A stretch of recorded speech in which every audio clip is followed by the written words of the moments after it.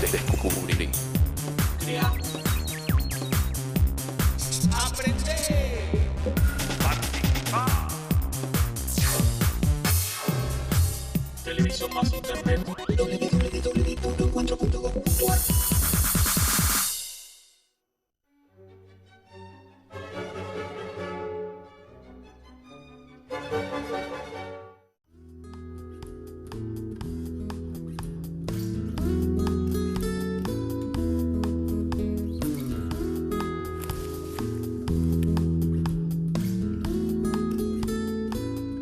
Hola, mi nombre es Marcelo Savignone y a partir de ahora vamos a comenzar un viaje fantástico.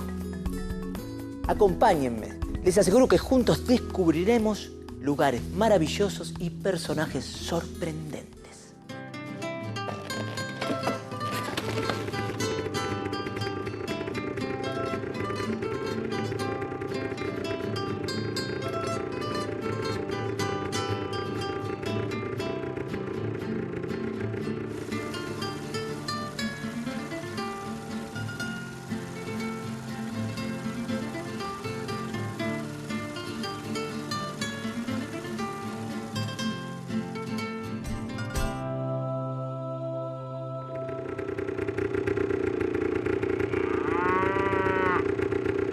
Hola, seguimos viaje.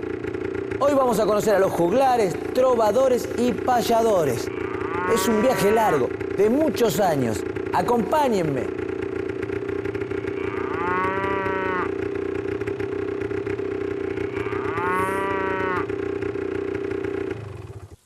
¡Qué increíble! El camino hacia la música tiene forma de guitarra.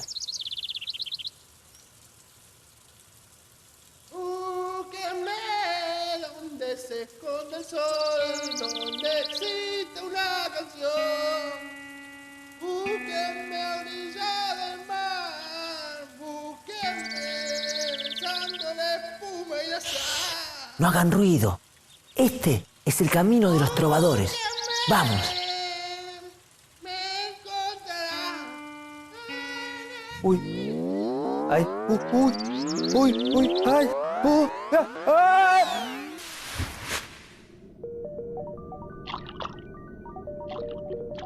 Muchas de las cosas que hoy conocemos tienen su origen en tiempos ancestrales.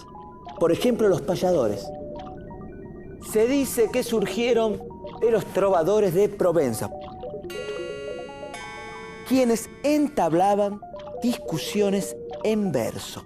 Los trovadores tomaron su arte de los juglares medievales, que narraban hechos reales originados en gestas heroicas de aquellos tiempos. ¡Aro! Así que me querías dejar debajo de una ducha. Ahora sí te digo, amigo, se armó una gran lucha. Epa. No sabía que tenías esos dotes de payador. No solo eso sé. ¿Sí? ¿Y sabés de juglares y trovadores? Por favor, presta atención y aprende.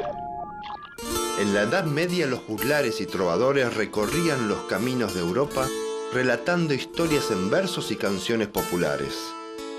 En España, los juglares fueron los primeros cronistas de la historia. Esto se llamó Mester de Juglaría. Mester significa oficio, o sea, oficio de juglares.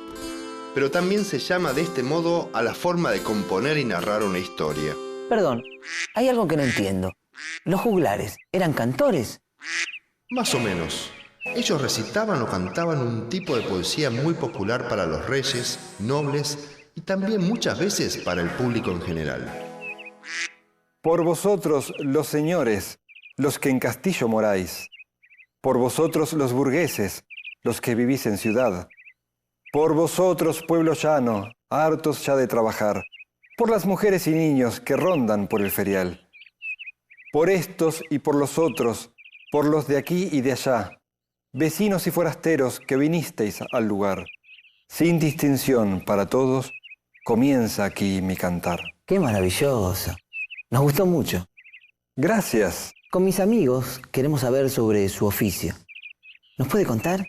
Por supuesto. Largo el tiempo, oficio fresco mester de juglaría. En pueblos, plazas, cortes y palacios entrego mi alegría. Sin prisa vida errante llevo y por pocas monedas peligrosas historias escucharéis de bellas doncellas. Aunque la vida no la tenga, en mi camino hay piedras que la imaginación y la magia convierte en perlas. Convierte piedras en perlas. Qué lindo. Gracias. Ey, ¿qué haces? Estábamos hablando. Sí, lo escuché, pero tengo muchas cosas para contarte. Todavía te falta conocer otros personajes igual de importantes que este. En aquella época había dos tipos de juglares. Los juglares épicos, que recitaban poesía narrativa, y los juglares líricos, que se dedicaban a cultivar la poesía sentimental y a difundir composiciones poéticas como serranillas, coplas y poemas compuestos por trovadores. Los juglares eran personas de origen humilde, cómicos ambulantes que se dedicaban a ejercicios circenses, haciendo malabares, actuando como saltimbanquis o como bufones, que cuentan chistes o tocan instrumentos sencillos, o bailan y cantan representando piezas de mimo o títeres. ¡Epa! No dejas de sorprenderme. ¿Cómo conociste estas historias? Y en esa época empecé a inspirar gente, tiraba las ideas, inspirador. Pero hay otra cosa que te quiero contar. Es importante que sepas que además del mester de juglaría, hubo otro oficio que fue el mester de clerecía. ¿El mester de clerecía? Así es, el mester de clerecía era propio de los poetas cultos o clérigos. ¿Y esto? Sos un clérigo. En aquel momento era un término amplio, aplicado a los hombres de los monasterios y de las universidades. Hay una persona que te espera en el monasterio para contarte sobre esto. Te presento a Karina Zubillaga, una especialista en literatura medieval. Hola, Karina. ¿Qué tal? ¿Cómo estás? ¿Nos podrías contar cuál es la diferencia entre mester de juglaría y mester de clerecía? Bueno, en principio, mester significa oficio, ¿no? Entonces, mester de juglaría es el oficio propio de los juglares y mester de clerecía el oficio propio de los clérigos. Los juglares eran en toda Europa occidental durante los siglos XI y XII, sobre todo los principales representantes de lo que podemos considerar un espectáculo público popular, ¿no? Eran los encargados de transmitir los mitos y las leyendas populares, que eran un poco los noticieros de la actualidad, ¿no? A diferencia de este mester, de este oficio propio de los juglares, encontramos el mester de los clérigos, ¿no? Hay que tener en cuenta que en la Edad Media los clérigos no son simplemente los hombres religiosos, ¿no? Sino que se utiliza el término de clérigo como sinónimo de letrado, ¿no? El clérigo es todo aquel que ha recibido una educación de tipo latino eclesiástica. Estos clérigos declaran la extracción libresca de sus asuntos, los libros de donde toman sus elementos, donde utilizan la retórica y se encargan por transmitir elementos didácticos y moralizantes frente a los juglares, que su función tiene más que ver con justamente el entretenimiento del público. ¿Cuál es la importancia del libro de Alexandre y el libro de Apolonio? El libro de Alexandre y el libro de Apolonio son los primeros testimonios en Castilla en el siglo XIII de esta nueva forma poética que es el mester de clerecía. Los principales representantes son, por un lado, los poemas de Berceo, los poemas del clérigo Berceo, donde se destacan los elementos religiosos, y por otro lado el libro de Alexandre y de Apolonio, que lo que tienen en común es que toman sus temas de la antigüedad clásica.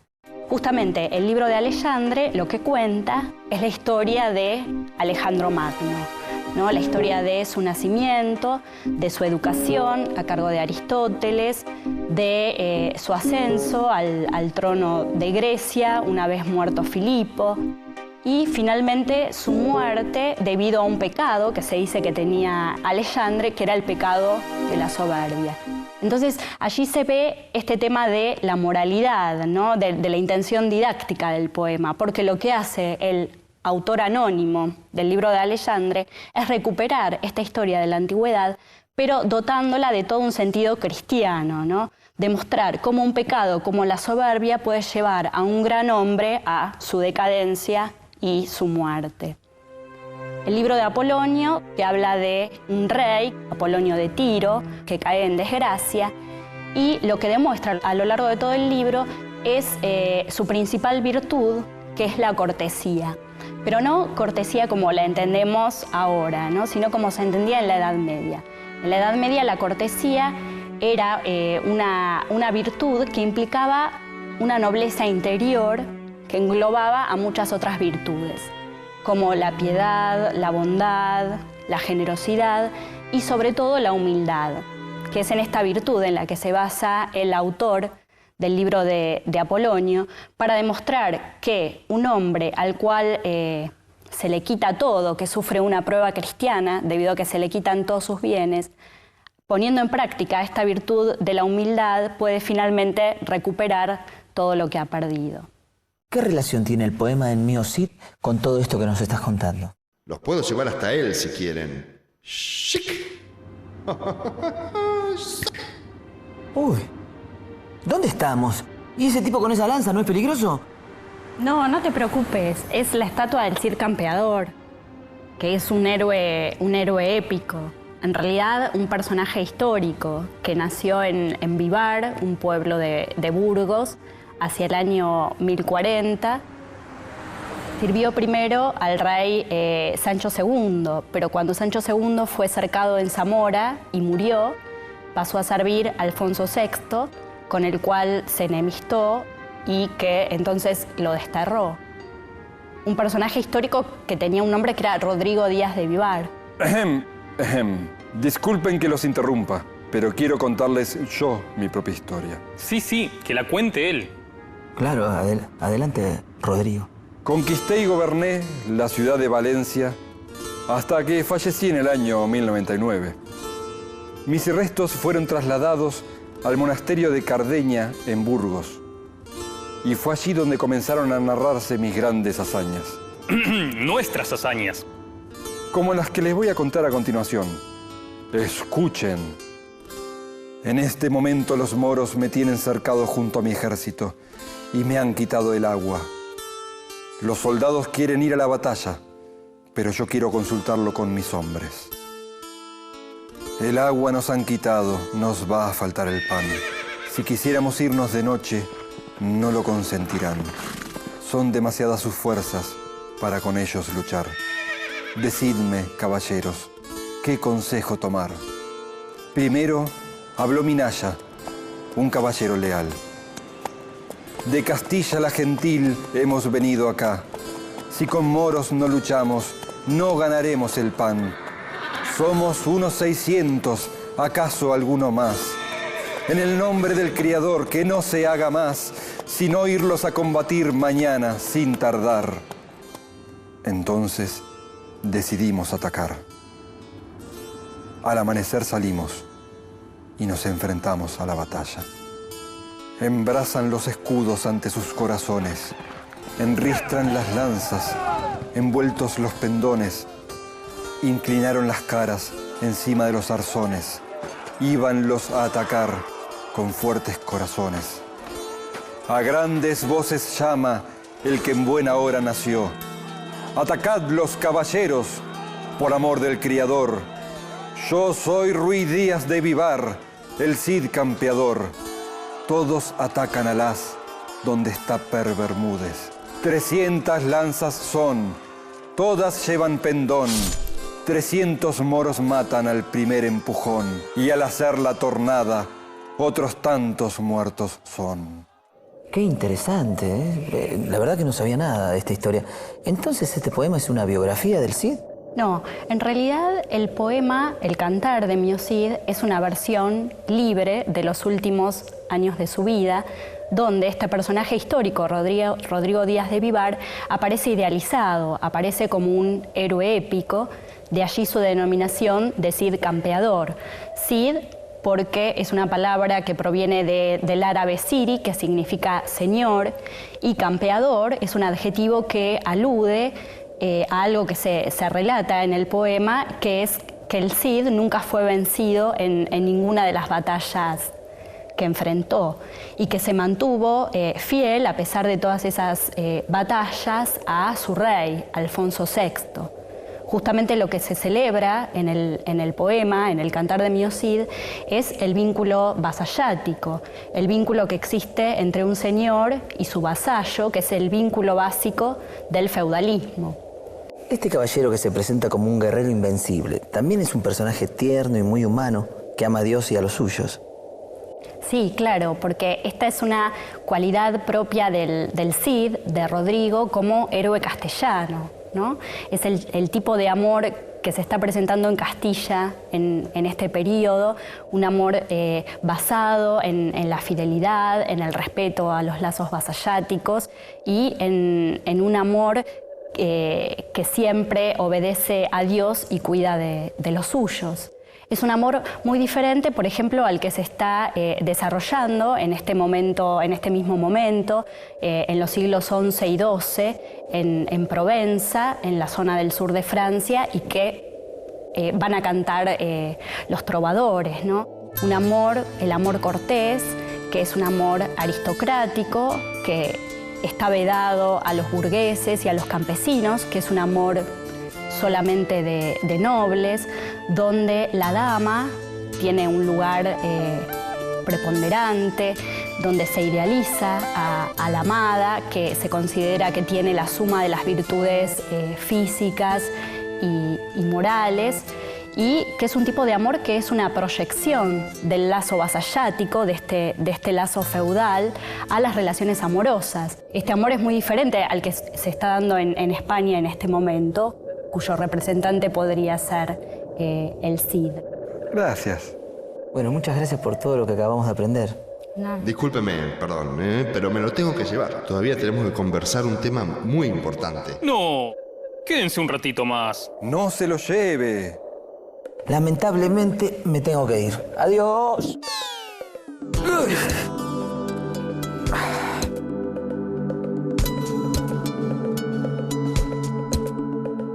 En la Edad Media, los protagonistas de la música popular fueron los juglares, trovadores y los instrumentos con que estos acompañaban su canto. Con la llegada de los españoles a América, estos juglares y trovadores tomaron contacto con la nueva cultura, y el tiempo y la evolución no permitieron que desaparezcan. Hoy a Manuel Serrat, a Joaquín Sabina, a León Gieco, Víctor Heredia, se los puede considerar trovadores contemporáneos. Y claro, ¿quién crees que les enseñó? Ah, ¿me vas a decir que vos los inspiraste? Seguís sin tenerme fe. Uy, mira quién está ahí. Víctor. Hola, ¿cómo te va? Bien, por suerte todo bien. ¿Cómo andás? Bien, muy bien. Hey, al final te dedicaste a la locución. Sí, soy el protagonista de este programa. Te felicito, qué extraordinario. Muy bien. Acá, Víctor, en la península ibérica. Hola, ¿cómo te va? Espérame, ya voy. ¡Uy! Ah. Hola, Víctor. Hola, ¿cómo te va? Bien. ¿Nos podrías contar qué es un trovador? Un trovador es un músico, letrista o poeta que intenta a través de una canción describir lo que él ve o lo que él percibe, lo que siente de la realidad, del entorno en el que vive. Cuando lo consigue y establece una comunicación, una comunión entre el otro, el que escucha, y lo que él escribe, si esos pensamientos coinciden, se produce algo maravilloso porque una canción empieza a ser famosa y conocida. Y a veces lo es porque tiene un estribillo sencillo, a veces justamente por esto, porque tiene un contenido que hace que quien la escuche esté de acuerdo con eso. Eso es un trovador. ¿Sentís que sos un trovador moderno? Creo que sí, por lo menos soy un trovador de estos tiempos. Trato de describir la realidad del momento que vivo y eso me transforma justamente en un ser contemporáneo. ¿Qué otros trovadores existen en la actualidad y cuál es su importancia en la sociedad? Existen muchísimos.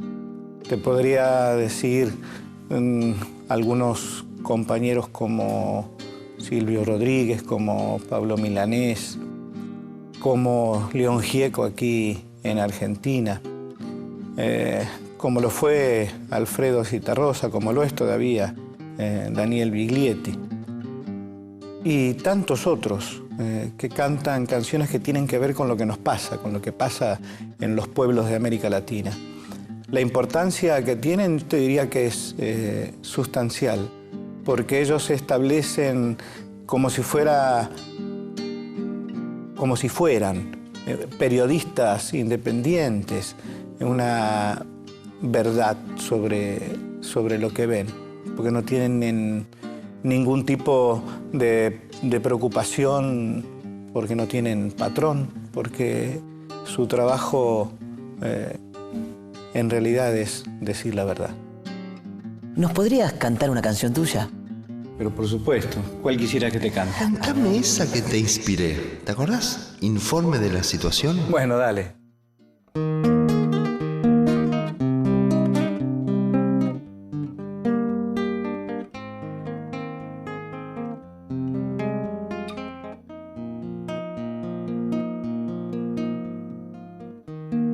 Paso a detallar a continuación el sucinto informe que usted demandó.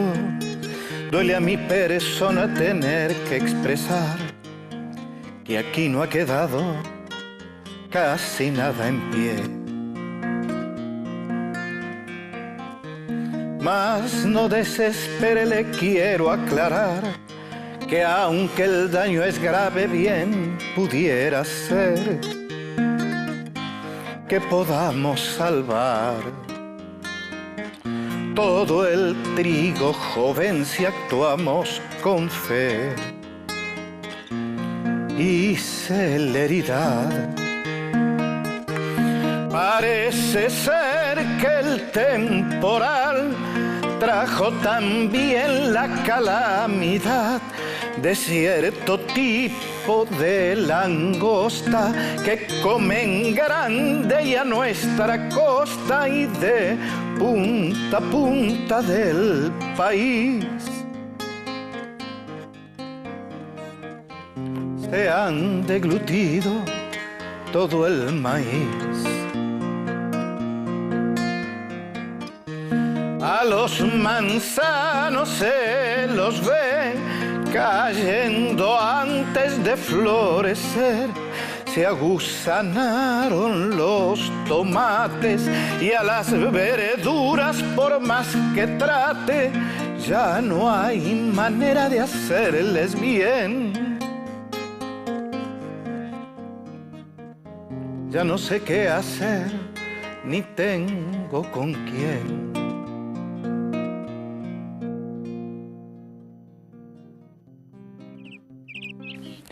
Los antiguos trovadores, los juglares y los payadores tienen su origen en el arte de narrar y contar historias. Los trovadores de hoy cuentan y cantan nuevas historias, y muchas de ellas tienen que ver con nosotros. ¿Seguimos viaje?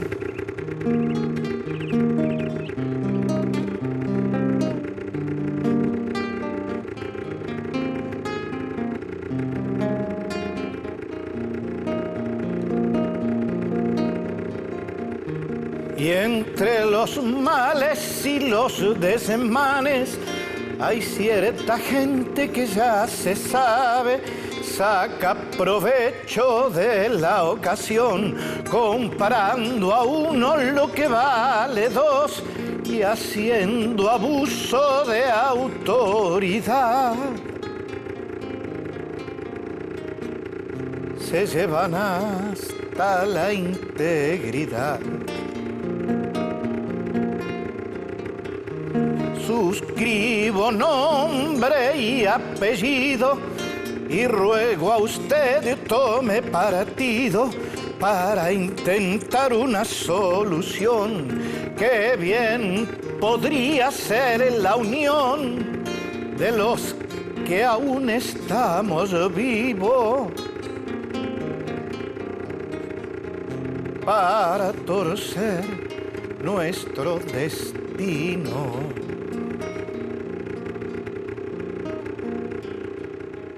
saluda a usted un servidor.